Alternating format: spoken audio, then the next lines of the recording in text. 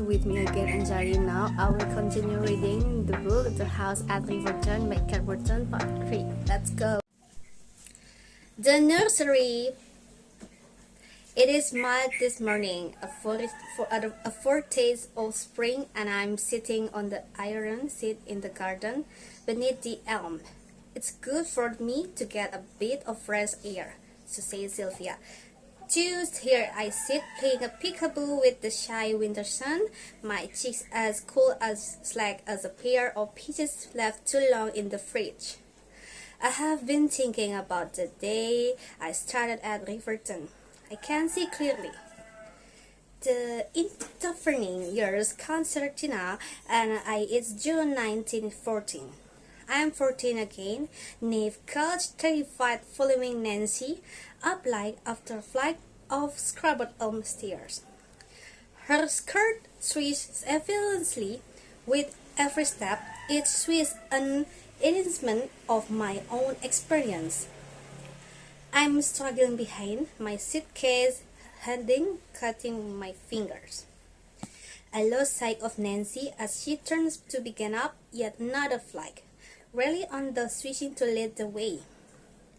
When Nancy reached the very top, she proceeded down a dark corridor with long ceilings, stopping finally with a neat click of the heels at a small door.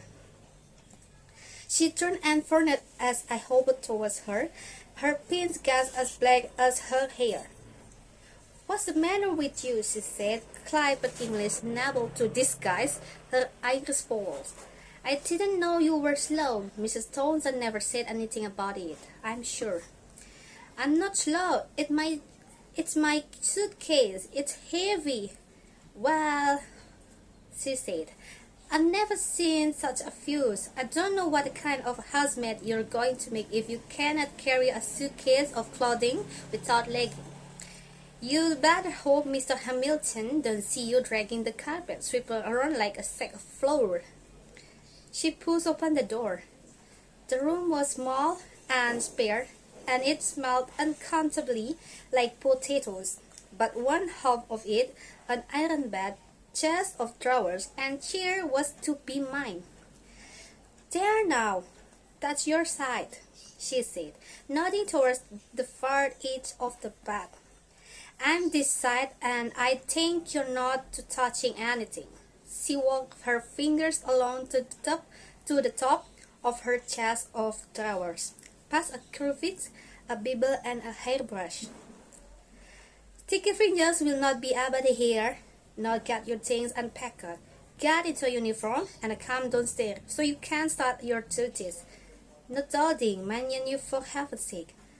No leaving the servants." Luncheons at midday today, on account of the master grandchildren arriving, and we are already behind with the rooms. Last thing I need is to have to go looking for you. You are not a dawdler, I hope." "No, Nancy," I said, still smarting at the implication I might be a thief. "Well," she said, "we'll see about that." She shook her head. "I don't know. I tell them I need a new girl, and what do they send me? No experience, no reference, and by the looks of you, a dollar." Finally, alone with the city of the house, I tiptoed to the door and eased it shut, turning to take in my new home. There was not much to see. I ran my hand over the foot of the bed, tucking my head where the ceiling slanted against the roof line. Across the end of the mattress was a gray blanket, one of its corners patched by a competent hand. A small framed picture, the only hint of decoration in the room, hung on the wall, and primitive hunting scene, an impaled deer, blood leaking from its pierced flank. I looked away quickly from the dying animal.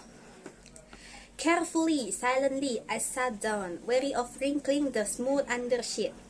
The bed spring creaked in response, and jam chastened my cheeks flooding with color. A narrow window cast a shaft of dusty light into the room. I climbed up to kneel on the chair and peer outside. The room was at the back of the house and very high. I could see all the way past the rose garden, over the trailers and to the south fountain. Beyond I knew lay the lake, and on the other side the village and the cottage in which I had spent my first 14 years. I pictured Mother sitting by the kitchen window where the light was best, her back curled over the clothing she darned. I wondered how she was managing alone. Mother had been worse lately. I heard her overnight groaning in her bed as the bones of her backside beneath her skin. Some morning her fingers were so stiff I had to run them under warm water and rub them between my own before she could as much as pluck a reel of thread from her swing basket. Mrs. Rogers from the village had agreed to stop in daily, and the brakeman passed by twice a week, but still he'd be alone an awful lot. There was little chance she'd keep up the darning without me. What would she do for money? My meagre salary would help, but surely I'd have been better to stay with her. And yet it was she who had instead I applied for the position.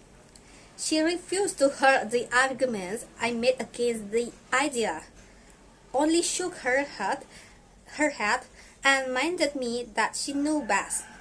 She heard they were looking for a girl and was certain. I had promised to do as he said, and the following Saturday trudged up the hill to the grand manor house, dressed in my Sunday clothes, to be interviewed by Lady Violet.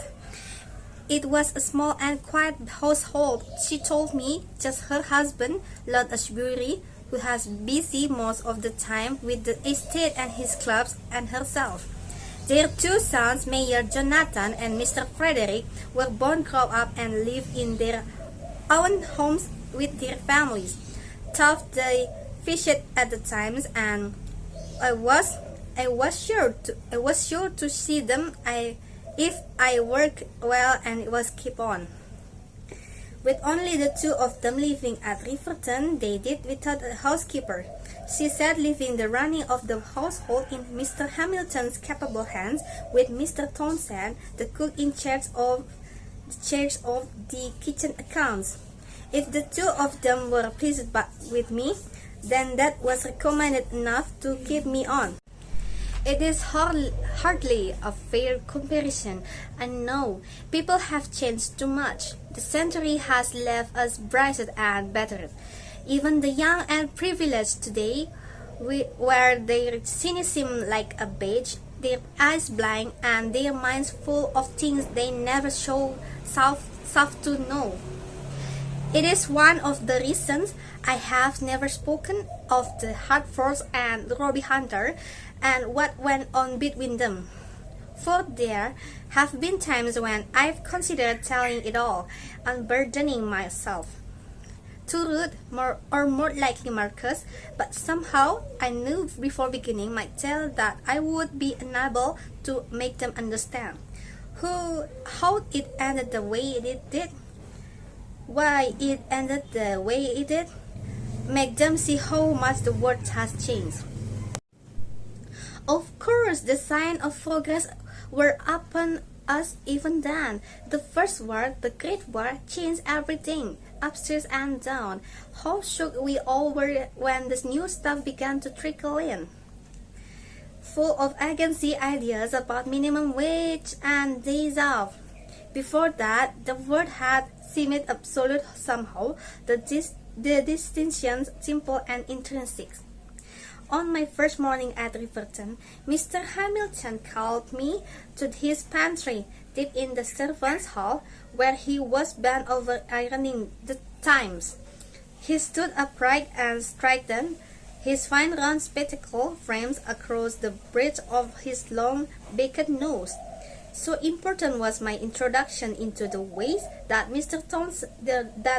Thompson had taken a rare break from preparing the luncheon galantine to bear witness.